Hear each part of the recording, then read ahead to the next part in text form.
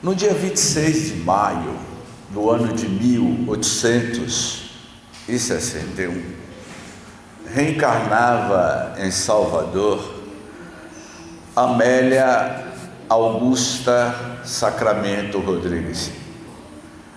Ela iria viver durante um período no bairro Santo Antônio, além do Carmo, que é um dos bairros em Salvador. E aquela jovem notável iria ter uma trajetória brilhante na Terra, certamente como uma das missionárias da caridade, da gratidão, do bem, e desencarnaria no dia 22 de agosto de 1926. Amélia Rodrigues foi uma teatróloga, foi uma poetisa, uma pedagoga, uma grande pensadora da sua época, da sua atualidade. Quando Amélia desencarna, na década de 20, retorna à pátria espiritual, exatamente no mesmo ano que reencarnava aqui na Bahia Divaldo Pereira Franco.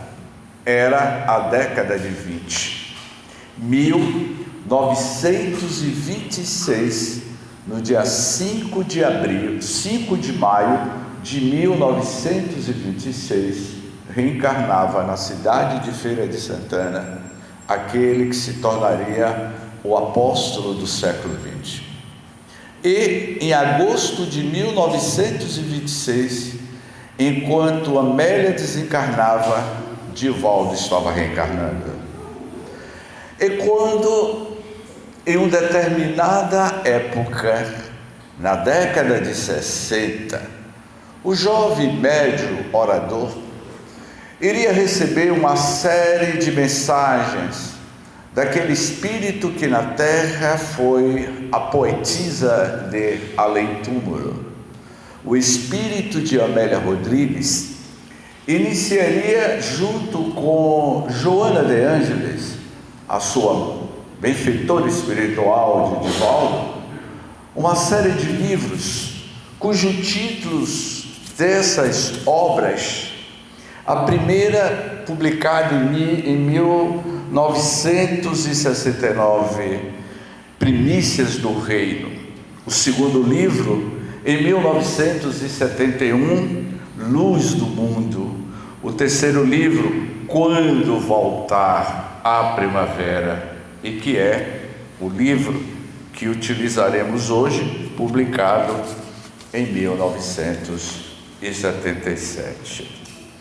Quando Amélia Rodrigues começou a publicar essa série de livros, especialmente Quando Voltar à Primavera, que é o estudo que nós estamos realizando há 3 anos, quando começou a pandemia, em 2020, iniciamos um projeto de todas as quintas-feiras à noite de estudarmos toda a obra de Amélia Rodrigues. E hoje nós estamos estudando Quando Voltar à Primavera. Quando o amor esteve na Terra. Quando o amor esteve na Terra, foi a materialização na Terra daquele grande avatar divino, daquele ser que o espírito de André Luiz iria dizer no primeiro capítulo do livro Evolução em Dois Mundos.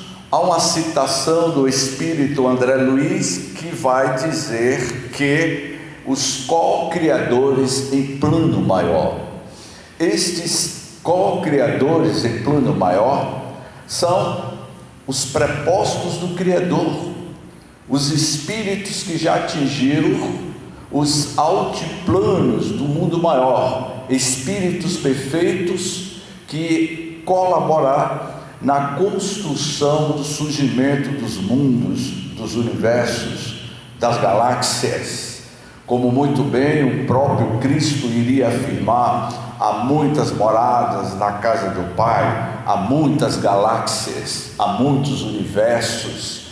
E naquele momento ele se tornaria o governador espiritual do nosso orbe terrestre. A nossa Mãe Gaia tem aproximadamente 4,5 bilhões de anos de evolução. E ele mergulharia neste mundo em litígio, em um período em que a Galileia, a Palestina, vivia mergulhado em verdadeiros conflitos, em verdadeiras guerras. E aquele jovem rapaz vai narrar Amélia Rodrigues no seu primeiro livro, Primícias do Reino, na narrativa de Amélia Rodrigues, que aquele jovem rapaz de 1,76 m de altura, cabelos cor de ambá encaracolado, caminhava muito cedo, no mês de março, quando os primeiros pescadores chegavam de mais de uma das suas pescas do mar da Galileia, e Jesus caminhava, pisando sobre aqueles seixos, aquelas pedras na orla marítima da Galileia, quando ele se aproxima de alguns pescadores, de um grupo de pescadores. Entre eles estava João Evangelista, o jovem João, como também Simão Pedro. E naquele momento Jesus lança as suas diretrizes de segurança para a humanidade, quando ele firma um contrato espiritual para todos nós. E pergunta a Simão: Simão, tu desejas pescar almas para o reino da casa de meu pai? Naquele momento, Simão foi tomado por uma força desconhecida, por uma energia altamente envolvente, um campo gravitacional do Cristo. Este campo de luz envolveu Simão Pedro, e Simão disse que sim. Daí em diante, ele iria construir em 36 meses, em 3 anos, o seu grande projeto, e que nós vamos falar amanhã no seminário, cujo tema do seminário é Vivendo o Evangelho na Construção do Homem de Bem. Viajar nas narrativas de Dona Amélia Rodrigues e de o senhor Humberto de Campos. Amélia Rodrigues narra a saga espiritual de Jesus na Terra de forma poética. Humberto de Campos de forma jornalista, porque ele foi um jornalista na Terra. Ele foi membro da Academia Brasileira de Letras aos 23 anos. Ele era membro da Academia Brasileira de Letras. E quando ele desembarca, eu já estou dando introdução para o seminário de amanhã, mas daqui a pouco eu volto para Amélia Rodrigues. Ele retorna ao mundo espiritual e vai dar continuidade às suas crônicas de além-túmulo. Ele vai narrar no livro Boa Nova, de forma narrativa, a bela história daquele jovem notável que foi um dos maiores líderes da história da humanidade. E Amélia Rodrigues, quando vai ter essa mesma narrativa, vai nos convidar na noite de hoje a uma bela reflexão sobre quando voltar a primavera. Historiadores dedicados em estatísticas prováveis, por falta de dados exatos, numa retrospectiva, vai dizendo Amélia Rodrigues, de sucessos humanos, chegaram à lamentável conclusão de que pouquíssimas vezes a Terra esteve sem a presença da infame e famigerada hidra guerreira. Os generais que todos nós conhecemos do passado e da atualidade, meus queridos irmãos, não é? A lamentável conclusão de que pouquíssimas vezes a terra esteve sem a presença da infame guerra. Os generais governaram mais do que os filósofos. Os aventureiros beliciosos dominaram quase sempre e dirigiram mais as nações do que os sábios. As grandes guerras que vêm assolando este planeta Terra, que todos nós chamamos planeta de provas e de expiações, um planeta que todos nós aspiramos amanhã se tornar um mundo de regeneração. Mas a própria poetisa baiana, na introdução desta obra, ela vai dizer: até quando iniciaremos? Quando voltar a primavera, para compor o novo cenário mundial deste mundo de regeneração que tanto nós comentamos dentro dos templos religiosos da casa espírita. Quando se iniciará esse mundo de regeneração, com tantas guerras, com tantos guerreiros, que Amélia Rodrigues vai dizer. E mais adiante ela diz o seguinte: povos sempre têm estado lutando contra povos e nações. A cada dia se hão levantado contra nações, pouco importando o número de vidas ceifadas nas paixões militares. Joana, quando publicou esse livro, era exatamente no dia 14 de junho de 1976, na Mansão do Caminho. Naquela época, em 76, eu estava com 14 anos de idade.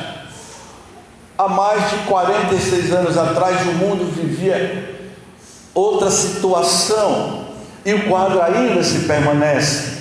Esse livro tem mais de 46 anos psicografado, mas a mensagem é muito atual para os nossos dias, em que todos nós estamos mergulhados em uma guerra insana entre duas grandes nações, que é a Ucrânia e a Rússia.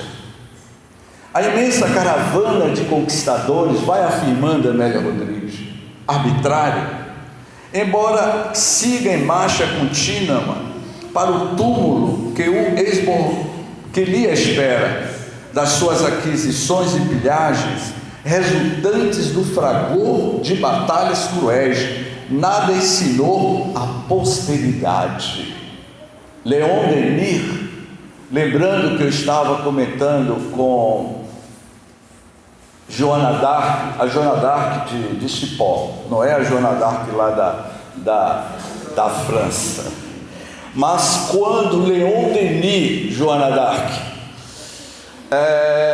escreveu o livro O Mundo Invisível e a Guerra, publicado em 1916, Leon Denis vai traçar o perfil psicológico e espiritual daquela primeira grande guerra mundial, e o que estava ocorrendo após os soldados serem abatidos no fronte de guerra, e como esses soldados alemães, franceses, ingleses, depois de deixar o corpo físico em situações deploráveis, continuava ainda a batalha no mundo espiritual. Guerreiro na terra, guerreiros no mundo espiritual. Você deixa as vestes físicas na terra, mas o seu padrão emocional de ira, de ódio, de rancor continuará na outra dimensionalidade da vida. Então, quando ela diz que a imensa caravana de conquistadores arbitrários, embora siga em marcha contínua após a desencarnação, inspirando, criando a ira, o ódio sobre as coletividades, que aborda sobre as pandemias psicológicas, traduzindo as obsessões coletivas que se abate sobre a sociedade brasileira. Gustave Le Bon, que foi médico, filósofo, pensador francês, o Gustave Le Bon iria escrever um livro que seria uma tese futura de Carl Gustav Jung, quando ele escreve a psicologia das massas, a psicologia das multidões, enquanto é tratado no estudo que nós apresentamos sobre transtornos psiquiátricos e obsessivos, de uma das obras de Filomeno de Miranda, onde eu abordo sobre a psicologia das massas, a psicologia das multidões, e Gustave Le Bon vai associar esse histerismo coletivo à questão de as obsessões coletivas, pandêmicas, que desde os primórdios da história da humanidade, que ainda assola todos nós. As lições do passado, vai afirmar Amélia Rodrigues, torpe, de lutas fratricidas, nada ensinaram historicamente as gerações futuras, senão, meus amigos, vai dizendo Amélia Rodrigues, a melhoria da estratégia de combate e as artimanhas.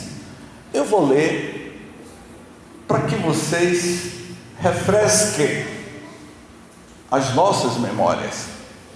Na época das cruzadas, eram as espadas, não é? Era o período das flechas, das espadas. E agora são os drones, que são utilizados na guerra entre a Ucrânia e a Rússia. As imagens que eu vi na semana passada me deixou compadecido.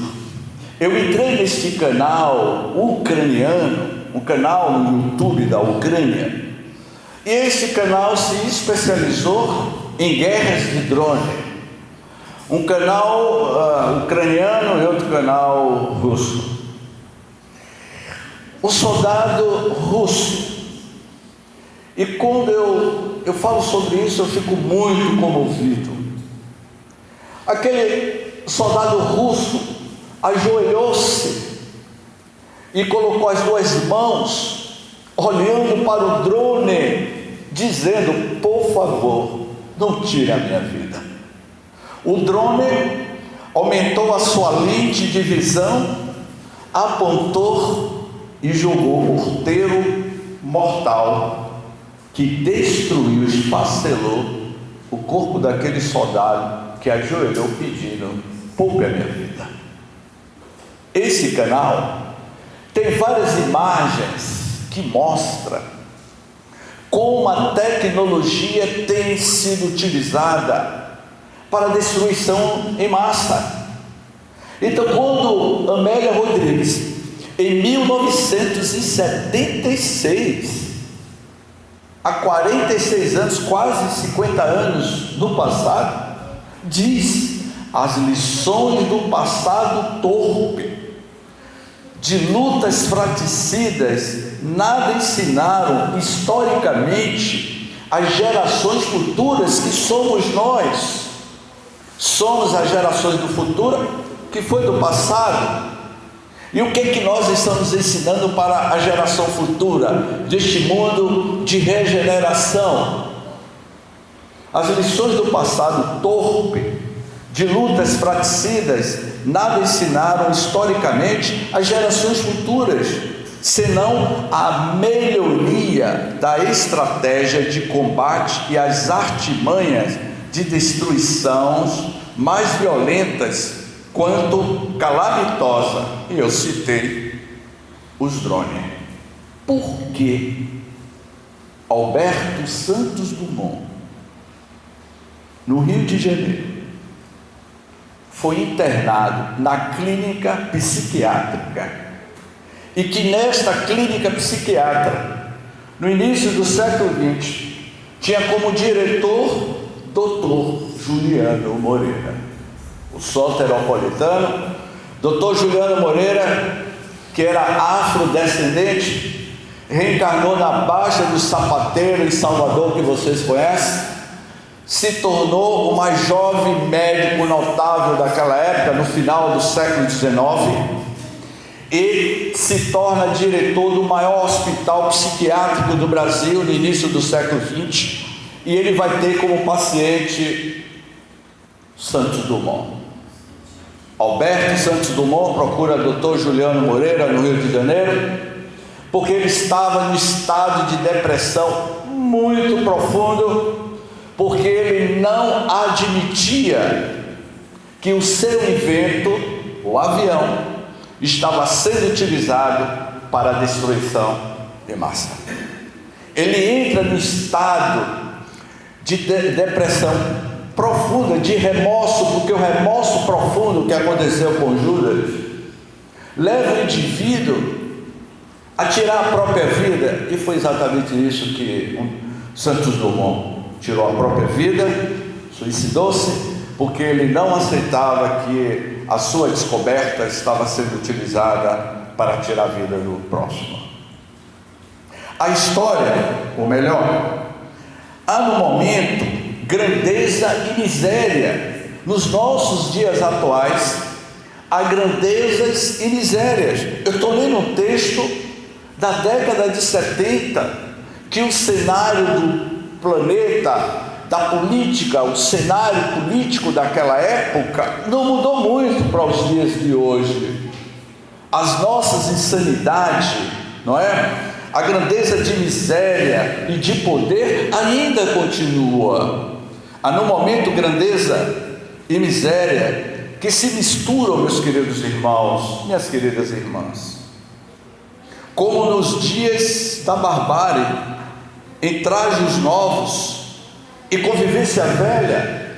Eu vou repetir, Pedro, exatamente as mesmas palavras ipsilítere que eu repeti lá na cidade de Cipó ontem, para quem não esteve presente.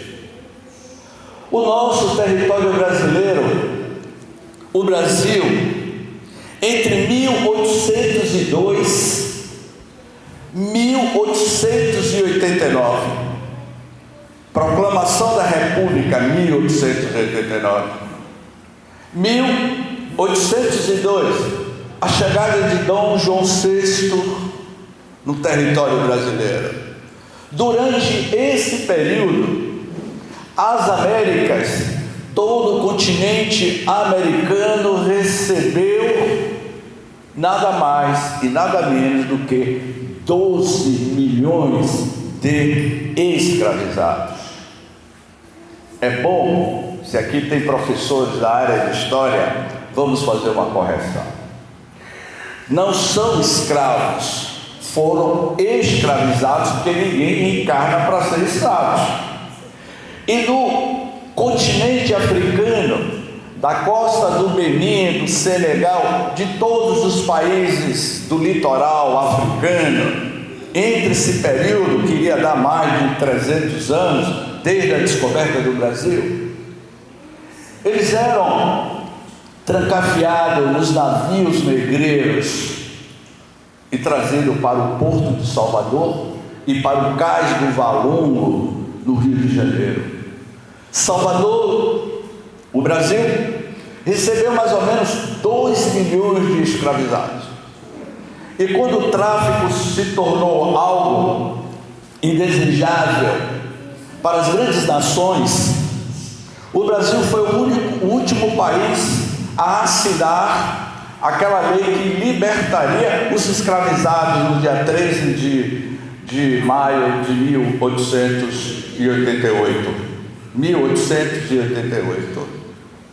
Quando eles saíam da costa do litoral da África e as fragatas inglesas tentavam interceptar os navios negreiros, o maior deles carregava 400 escravizados. Esses seres humanos eram crianças, jovens, homens, mulheres, trancafiados como se fosse carga. E quando as fragatas inglesas interceptavam esses navios, o comandante do navio dizia: vamos liberar carga. e jogava os seres humanos na travessia do Atlântico, amarrado nas correntes para as profundezas do Oceano Atlântico. Os historiadores iriam descobrir que um grupo de tubarões que só era encontrado no litoral da África, agora estava sendo encontrado na Baía de Todos os Santos, como na Baía da Guanabara. E esses tubarões, quando viam os navios negreiros atravessando, era um cardume de tubarões que acompanhava os navios negreiros, porque sabia que a qualquer momento iria ter carga viva para os tubarões devorarem. E muitos de nós, a gente não tem celular? Todo mundo hoje tem um celular. Naquela época, todo mundo tinha um escravo. E hoje, estamos colhendo o que plantamos. A narrativa que eu estou fazendo a vocês está fundamentado em cima do livro da trilogia Escravos, do escritor e jornalista Laurentino Gomes, volume 3, o autor do livro 1822, 1808, 1822, 1889, e depois Laurentino vai escrever esse tratado de um estudo profundo que ele narra a história. E Castro Alves, soteropolitano, aos 25 anos, escreve o poema O Navio Negreiro, 256 estrofes. Eu posso declamar dele as 256 estrofes? São 8h20, então vou terminar lá para 11h30 da noite. Ó Senhor Deus dos desgraçados, que fizestes, ó Senhor Deus, albatroz, albatroz, albatroz. Claro que eu não vou declamar tudo, mas é Castro Alves no Navio Negreiro que vai narrar a saga, a dor, em forma de poema, de poesia, a dor da humanidade. E Amélia Rodrigues vai registrar que há no momento grandeza e miséria que se misturam como nos dias de barbárie na construção da história do Brasil. Vocês não têm ideia do que os nossos antepassados passaram. As comunidades indígenas desta região foram praticamente dizimadas.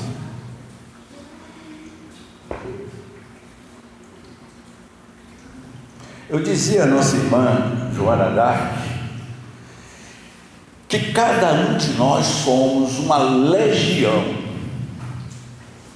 Somos, James, uma legião? Sim, há uma legião dentro de cada um de nós. São as nossas subpersonalidades. E quando eu disse a Joana Dark, você tem ideia de qual era a sua personalidade? Que tipo de idioma você falava, Joana? Qual era a sua etnia, a sua raça? Em que país você habitava? Qual era o seu trabalho? Qual era a sua forma de pensar e de ser? Há 1200 anos atrás você tinha uma personalidade. Então essas infinitas subpersonalidades, essas legiões das nossas vidas pregressas estão no nosso inconsciente profundo, como vai dizer Yogananda no livro Autobiografia de um Yogi.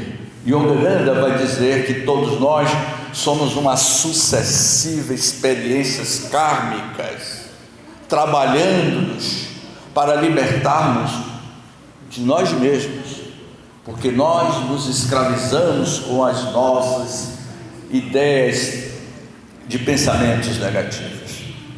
Há no momento grandeza e miséria que se mistura como nos dias da barbárie em trajes novos e convivência velha. Luzes da inteligência e treva da razão e negociatas da insensatez e do despautério que acontece nos dias atuais, meus irmãos. Vamos parar para refletir como é que nós estamos vivendo os nossos dias atuais. Joana de Ângeles, quando publicou em 99 o livro Dias Gloriosos, falava sobre o avanço da genética, mas evoluímos tecnologicamente, cientificamente, mas do ponto de vista moral, ainda deixamos a desejar. Olha, o desenvolvimento tecnológico da medicina tem facilitado cirurgias fantásticas, mas também estamos utilizando a tecnologia para a destruição de massa. Os grandes poetas da antiguidade escreveram livros profundos. Vejamos bem. As páginas eloquentes, vai dizer Amélia Rodrigues, uma dessas páginas eloquentes de Homero, Hesíodo, Solon e Píndaro, de Plauto, Terêncio e Catão, o Antigo, de Virgílio, Horácio e Ovídio, vai dizer Amélia Rodrigues, do passado são amafanhadas e jogadas fora ante a onda da demência que surge em nome da permissividade, da valorização do sexo, da propaganda do escândalo, da publicidade, das pústulas morais. Esses grandes pensadores escreviam livros que faziam apologia a guerras, etc, etc. E que Amélia Rodrigues vai dizer: a propaganda do escândalo, da publicidade, das pústulas morais, dos pratos que passam como fortes, em sugestão sequer de terapêutica, outra finalidade senão vender misérias morais e fruigosos. Esse livro está muito atual. As redes de internet, aquela campanha que houve algum tempo atrás, em 2016, a Baleia Azul, e que naquela ocasião tinham seus filhos adolescentes, ficaram assustados com a onda da Baleia Azul, que era um comando que alguém dava nas redes sociais, e as crianças, os adolescentes estavam se autoflagelando. Uma recente novela de uma emissora de TV retratou essa situação de como nós somos submissos aos meios de comunicação, à mídia televisiva. Alguns anos atrás teve um comercial de cerveja, no final dizia o nome da cerveja, e eu me lembro que tinha crianças dizendo: experimenta, papai, experimenta, porque a mídia de massa estava somatizando no nosso inconsciente, no nosso psicológico, experimentar. Na época, outro comercial de cerveja que fez sucesso na década de 90, eu me lembro que naquela ocasião eu fui convidado para dar uma aula no Oeste, em um centro espírita na cidade de Feira de Santana, e essa campanha estava no ar. Na época do acalazamento, os pinguins migram das regiões frias para as regiões quentes, e aí dizia a marca da cerveja.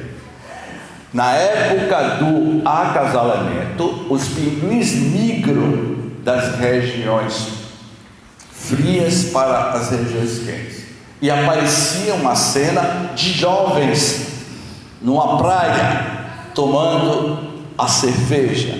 Acasalamento, a palavra acasalamento, que tinha como narrador Francisco Milani, que era o narrador desse comercial. Na época do acasalamento, e apareceu os jovens, as meninas de biquíni, os jovens de sunga, tomando cerveja, e a palavra acasalamento. As vendas da bebida alcoólica aumentaram. Então, quando ela diz vender misérias morais e fruir gozos, as figuras, ou melhor, os veículos poderosos, se Amélia Rodrigues, no mundo espiritual, há 46 anos atrás, dizia que os veículos poderosos de comunicação, qual é a visão de Amélia Rodrigues hoje? Se ela viesse dar uma mensagem a qualquer um de nós, ou de Valdo, falando dessa mídia de massa que está nos escravizando, nós estamos sofrendo de uma obsessão que eu comentava em 98, foi ontem 98, né? No seminário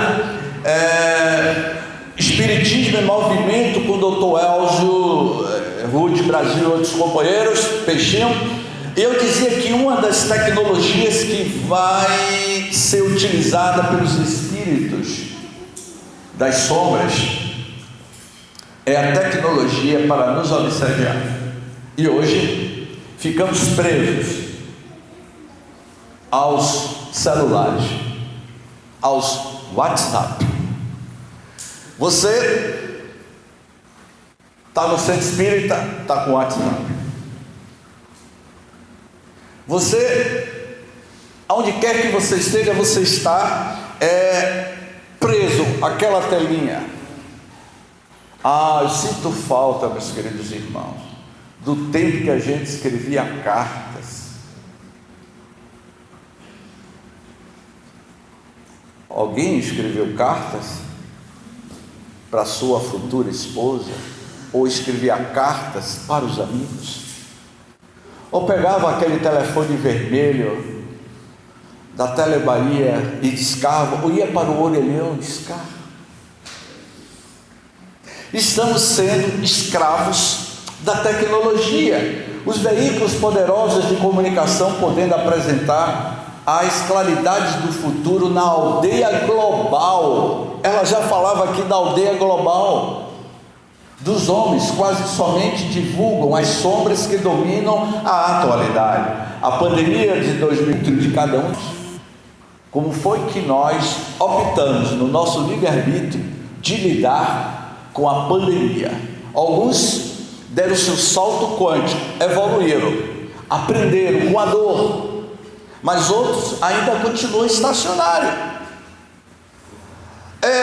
Eu fiquei 6 meses em lockdown, como muitos ficaram. Fiquei em um sítio, e durante aquele período que eu estava no sítio, 6 meses, eu e minha mãe, uma senhora de idade, eu comecei a fazer uma reflexão de mim mesmo. Daí em diante, eu não sabia como usar essas plataformas de comunicação, e você teve que aprender. E hoje a comunicação, a gente usa as salas, as lives, as palestras híbridas, presencial e online. Na semana passada, Pedro, hoje está fazendo uma semana, eu estava fazendo uma palestra do outro lado do mundo, e os anfitriões que me convidaram não gastaram dinheiro nenhum, porque é tudo online. Então trouxe sim o seu benefício. Então, quando Amélia, em 76, que muitos que aqui estão eram crianças, adolescentes, e alguns nem pensavam em reencarnar, Amélia já falava sobre aldeia global. Um longo inverno se abate sobre a terra. Que longo inverno é esse que Amélia está nos chamando a atenção? E o homem tomba em triste noite moral. Um longo inverno se abate sobre a terra, e o homem tomba em triste noite moral. A Ilíade de Homero e a Odisseia são a síntese da civilização grega, vai dizer Amélia Rodrigues. Suas lutas, narrações, batalhas, poemas, discursos, epopeias, cantando na boca do grande escritor Homero. Shakespeare celebra a tragédia de Hamlet entre as nobres buscas da estesia do príncipe e os tormentos íntimos no meio insano e cruel que o torna Hamlet louco. Não obstante a ternura de Ofélia, de encantadora poesia que fazia contraponto a Hamlet. O romantismo, narra Amélia Rodrigues,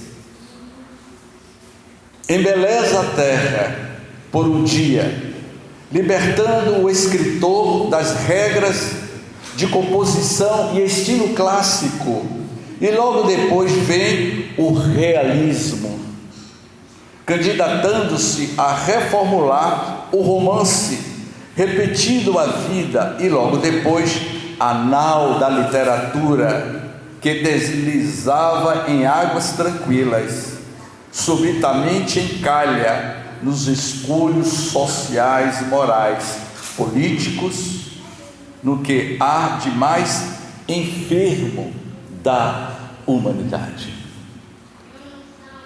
A Magna Grécia vai traçando nessa linha do tempo a poetisa baiana, que a Magna Grécia, que oferecera os mais altos espécimes da tragédia, pareceu subitamente ressuscitar na atualidade dos nossos dias, dos anos 70 e nos nossos dias atuais, em feições deformadas. Estamos vivendo feições deformadas, estamos vivendo, utilizando as nossas máscaras.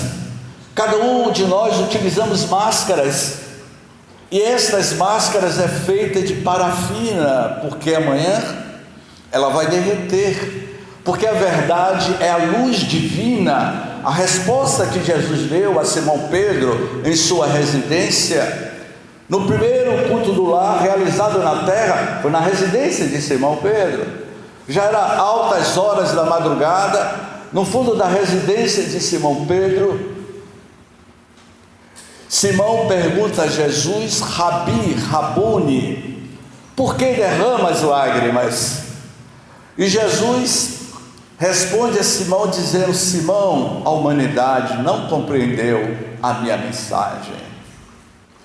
E o que eu devo fazer, Senhor, para me aproximar de Deus? Amar e orar. Porque a verdade, Simão, é a luz divina total. A verdade é que nos liberta. Se a verdade é uma luz, significa que todos nós, os seres humanos, que utiliza as máscaras de parafina, não suporta a verdade, porque é uma luz profunda. A luz derrete as parafinas, e nós utilizamos as máscaras para escondermos das nossas verdadeiras identidades. Mas estamos trabalhando de forma árdua para saber lidar com o lado sombra e aumentar o lado luz que existe dentro de cada um de nós. Uma vaga de aflições, em pelágios vorazes, supera a imaginação, prestes a afogar os ideais de beleza do pensamento. A imaginação, não é? Preste a afogar a beleza ideal do pensamento que nós produzimos. Emmanuel, no livro Pensamento e Vida, no primeiro capítulo desta obra, é um livreto que eu indico a todos.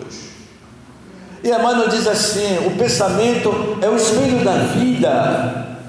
O pensamento cria a vida que procuramos.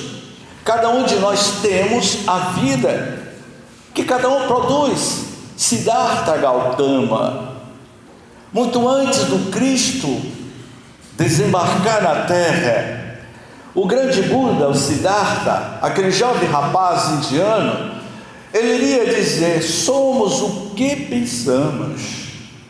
Com o pensamento construímos o mundo. O mundo nada mais é do que a criação mental dos seus próprios moradores. As cidades circunvizinhas, a Nova Soure, cada cidade reflete o mundo mental dos seus moradores. Acima, vai concluindo Amélia Sacramento Rodrigues. Acima, todavia, de todos os livros, e mais debatido do que todas as obras da humanidade, o Evangelho de Jesus retorna às criaturas desses dias. Acima de todos os livros, e mais debatido na história da humanidade do que todas as obras da humanidade, o Evangelho de Jesus retorna às criaturas destes dias, do passado recente e do atual presente. Nenhum outro que supere em poesia e em realismo, em romance e em tragédia simultânea, vai encerrando Amélia, nos convidando a colocarmos um novo pé em um amanhecer de uma nova era. Um pequeno livro, todavia mais expressivo do que todos os que foram escritos antes ou depois deles. Como a fagulha ateia um incêndio, qual um grão de mostarda dá a uma semente de trigo, que se multiplica numa seara inteira, rica e abençoada, este grão de mostarda. Nenhuma síntese, vai afirmando Amélia Rodrigues, pode ultrapassá-lo. Nenhuma síntese das obras dos maiores pensadores vai chegar à estirpe do Evangelho do Cristo, que é a bússola da humanidade. Os combates acirrados ao seu conteúdo, por mais intensos, jamais conseguiram destruí-lo. Ao longo dos milênios tentaram o Cristo e o seu Evangelho. Os homens que ali receberam a claridade tornaram-se luzeiros na noite humana, e mesmo quando foram perseguidos e consumidos, não se deixaram vencer. João Hus, narrado por o Conde Rochester, na sua obra Os Luminares Tchecos. João Hus foi queimado vivo na fogueira, porque defendia a tese do Evangelho de Jesus, na cidade de Praga, no século XV. Narra o Conde Rochester, neste livro, Os Luminares Tchecos, que aquele homem que estava sendo queimado, em um futuro distante, reencarnaria para dar continuidade à sua obra, que mais tarde se tornaria aquele jovem garoto que aos 14 anos substituía o professor Henri Pestalozzi na Universidade de Yverdon e se tornaria Hippolyte Léon Denisard Rivaio Allan Kardec, a reencarnação de João Hus. Os homens, ela já está terminando, receberam a claridade, tornaram-se luzeiros na noite humana, e mesmo quando foram perseguidos e consumidos, não deixaram de segurar o Evangelho na noite escura da alma do ser humano.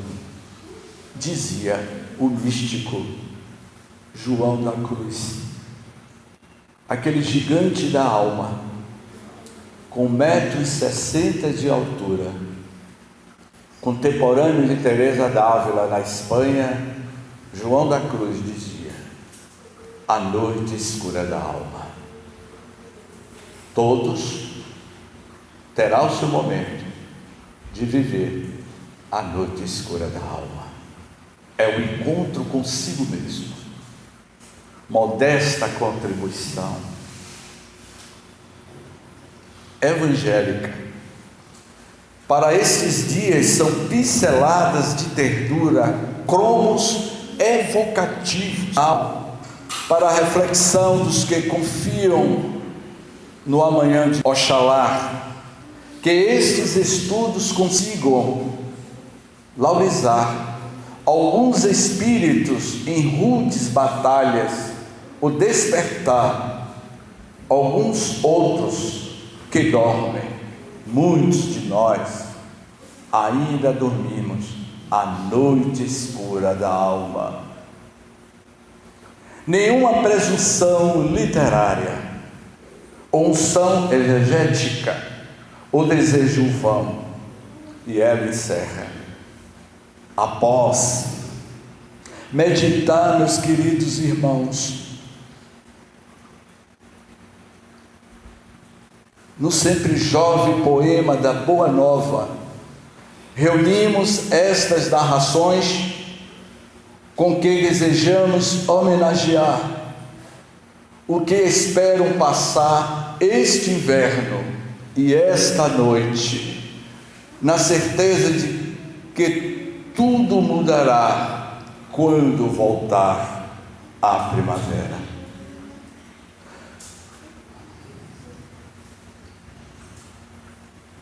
Jesus prossegue sendo a eterna primavera, para que podemos anelarmos, esperar a sua volta. É a ambição que devemos no momento acalentar, preparando a terra desde então, para este momento de vida, beleza e abundância, quando voltar a primavera.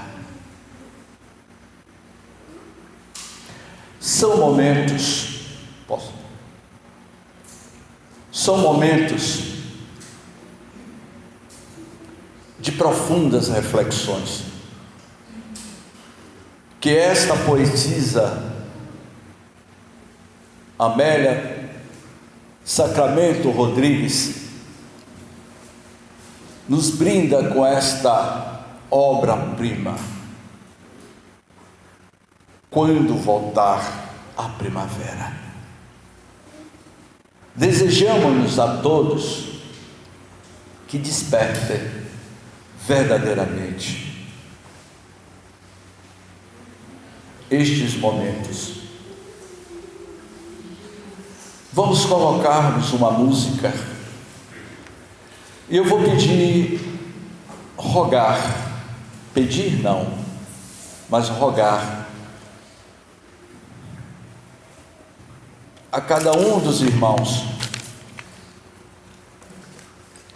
que elevem os vossos pensamentos,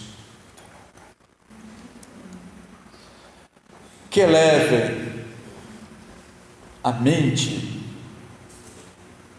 das vossas almas. Nessa rogativa de Amélia Rodrigues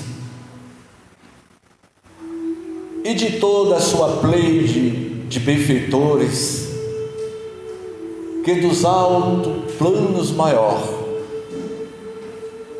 derrama a tua luz. Era a era de Nissan, quando aquele jovem galileu, em um amanhecer,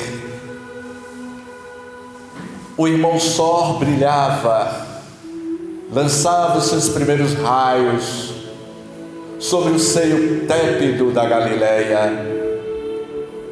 Ele caminhava leve, como a luz do mundo sobre a humanidade. Jesus, com seu olhar enigmático, tinha compaixão por todos. O teu olhar era envolvente, e naquela manhã, quando Jesus caminhava descalço, percorrendo as vilas pesqueiras da Galileia, Jesus lançava a tua rede para pescar as almas humanas para o reino de Deus. Em um determinado momento, Jesus caminha sobre o lago de Genezaré, flutua. Em outro momento, meus queridos irmãos, minhas queridas irmãs, no célebre sermão do monte, o sermão das bem-aventuranças,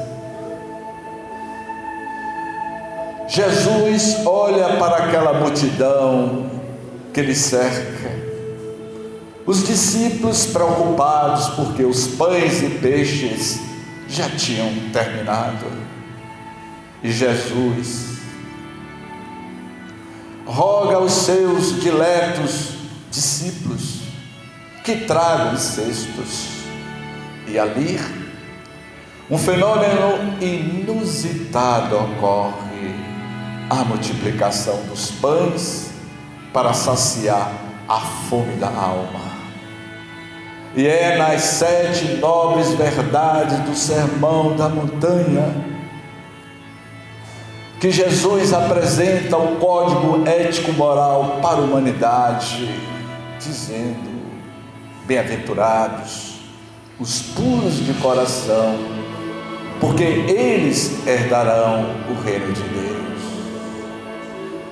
E no seu ápice, Jesus ensina a humanidade a orar. E Jesus abre o seu verbo divino, dizendo-nos: Pai, que estás nos céus, glorificado seja o teu santo nome.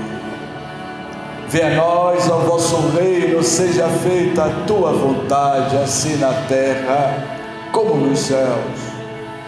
O pão nosso de cada dia dai-nos hoje e sempre.